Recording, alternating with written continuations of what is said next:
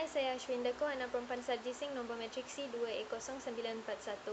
Tajuk bagi kajian saya adalah pengintegrasian kemahiran teknologi maklumat dan komunikasi dalam pengajaran dan pembelajaran. Teknologi maklumat dan komunikasi atau ICT merupakan teknologi yang diperlukan untuk pemprosesan data. Pengintegrasian teknologi maklumat dalam pengajaran bermaksud proses pengajaran yang melibatkan penerapan teknologi seperti komputer serta menggunakan bahan bantu mengajar berunsuskan ICT dalam pengajaran bahasa. Contohnya penggunaan korpus berkomputer untuk mencari perkataan atau ayat ataupun maklumat yang berkaitan. Terdapat beberapa latar belakang yang mendasari isu pengintegrasian TMK dalam PDP. Antaranya adalah TMK dalam pengajaran dan pembelajaran dapat memberi peluang untuk meningkatkan kreativiti pelajar. Sebagai contoh, pembelajaran yang asas mengenai teknologi dapat disesuaikan dengan gaya pelajar, iaitu dengan menggunakan multimedia, simulasi dan interaktivitas digital yang dapat meningkatkan pengalaman belajar mereka. Seterusnya, penggunaan TMK dalam seni juga dilihat sebagai satu tambahan kepada alat pengajaran dan pembelajaran yang berkesan kerana ianya mampu menghasilkan produk seni yang bernilai tinggi. Seterusnya adalah penggunaan multimedia TMK dalam bidang seni juga dapat meningkatkan motivasi dan kreativiti dalam kalangan pendidik dan pelajar. Hal ini disebabkan hanya memberi impak yang paling berkesan dengan pemilihan dan penggunaan sumber media TMK yang memenuhi keperluan pelajar yang khusus dalam konteks pembelajaran.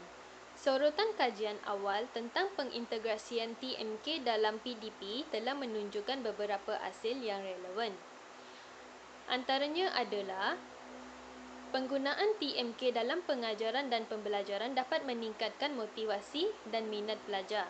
Penggunaan alatan seperti aplikasi teknologi yang menarik, interaktif dan relevan dapat memperkukuhkan keterlibatan pelajar dalam proses pembelajaran.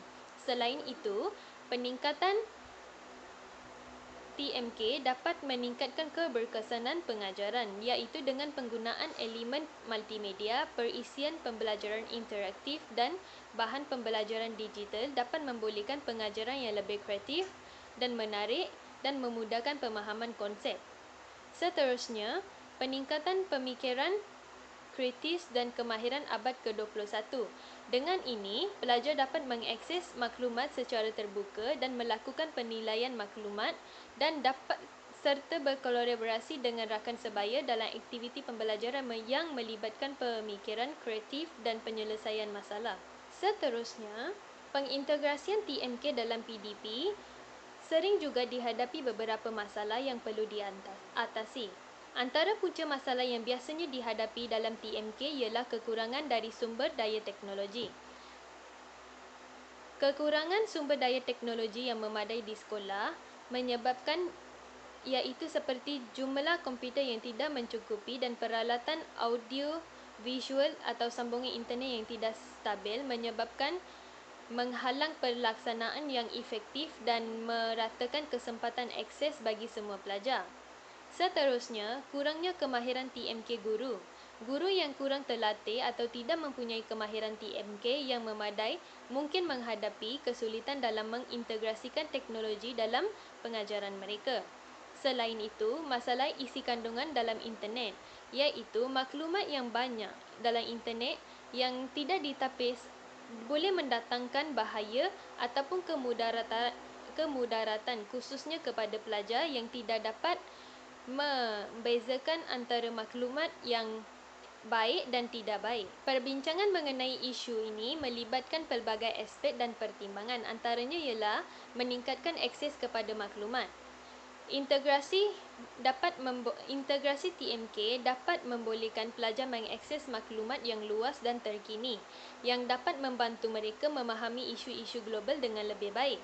Seterusnya, memupuk kemahiran abad ke-21 untuk mempersiapkan pelajar dari segi menghadapi kehidupan dan kerjaya dalam era digital. Seterusnya, memperkaya pengalaman pembelajaran.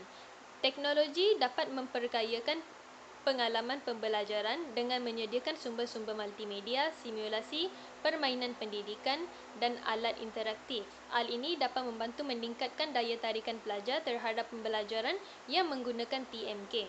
Cadangan untuk pengintegrasian kemahiran TMK dalam PDP, yang pertama adalah pendidik perlu diberikan pelatihan dan sokongan yang mencukupi dalam penggunaan TMK dalam pengajaran, iaitu mereka perlu mempelajari kemahiran dan strategi yang diperlukan untuk mengintegrasikan teknologi secara efektif dalam proses pembelajaran.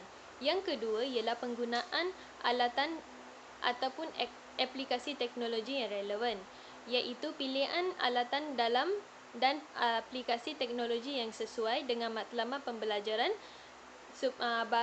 supaya keperluan pelajar dapat dipenuhi. Yang ketiga adalah kreativiti dan produksi kandungan, iaitu menggalakkan pelajar untuk menggunakan teknologi untuk menghasilkan sesuatu yang lebih kreatif.